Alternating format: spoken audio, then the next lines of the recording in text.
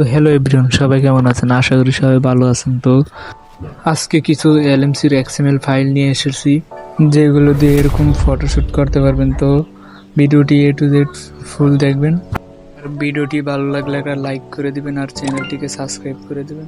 তো ফার্স্টই চলে আসবেন আমাদের এই ভিডিও ডিসক্রিপশন বক্সে। তো ওখান থেকে এক্সএমএল ফাইলটি ডাউনলোড করে নেবেন আর ক্যামেরাটি ডাউনলোড করবেন। তো আমি এক্সএমএল ফাইলটি এখন খুঁজে নেব। তো এখানে ডাউনলোড ফোল্ডারই পেয়ে যাবেন। তো আমি একটু স্ক্রল করে নিচে যাই, এই তো দেখতে পাচ্ছেন একদম নিচে দেখতে পাচ্ছেন iPhone 30 pro max XML file. তো এটাকে এখান থেকে মুভ করে নেবেন। তো আমি এটাকে মুভ করে নিছি।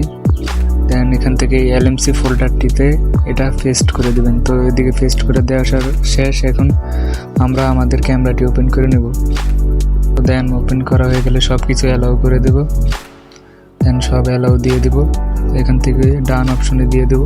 তো এখান থেকে এই পাশে ডাবল ক্লিক দিলেই দেখতে পারবেন এখানে ফাইলটি চলে আসবে। তো এখানে ইনপুট অপশনে ক্লিক করে দেন যে কোনো একটা সাবজেক্টের ছবি তুলে নেবেন। তো আমি দেখতে পাচ্ছেন এই সাবজেক্টের একটা ফটো নিছি।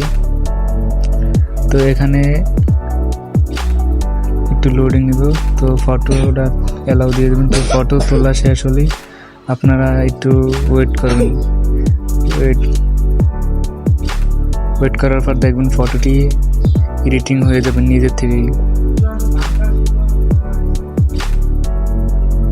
তো এখন এই দেখতে পাচ্ছেন কি সুন্দরভাবে ফটোটি হয়ে গেছে। তো আপনারা আরও এক্সএমএল ফাইলগুলো এভাবেই অ্যাড করে নেবেন।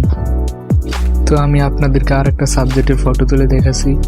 তো এখান থেকে আমি আর একটা সাবজেক্টের ফটো তুলছি। একটু লোডিং নেবে। দেন এখানে একটা জিনিস ফলো রাখতে হবে, ফটো তুলেই একটু লোডিং নেওয়ার পর তারপর আপনারা ফটোতে ক্লিক করবেন, না হলে ফটোটি ক্লিয়ারলি আসবে না। তো দেখতে পাচ্ছেন এখনও লোডিং নিতেছে। তো এখনও লোডিং নেওয়া হয়ে গেছে। তো এখন দেখতে পাচ্ছেন কি সুন্দরভাবে ক্লিয়ারলি ফটোটি দেখতে পাচ্ছেন। তো আজকের ভিডিওটা এই পর্যন্তই। তো ভিডিওটি ভালো লাগলে চ্যানেলটিকে সাবস্ক্রাইব করে দিবেন।